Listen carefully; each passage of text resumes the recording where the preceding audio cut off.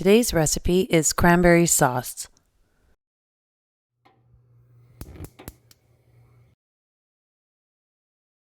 Right, we're going to add our bag of cranberries, and we'll add some brown sugar, some water,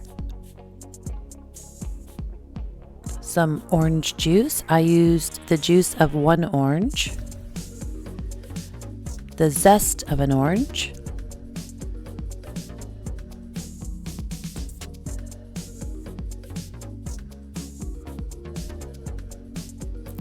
and some white sugar. And over medium heat, we are going to stir this up and bring it to a boil.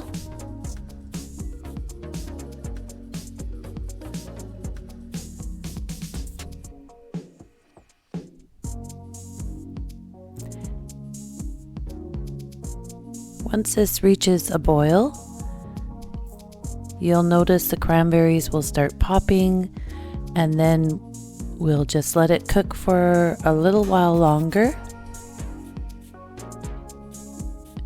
and it will thicken up as it sits. If you would like to see a specific recipe, please leave a comment below.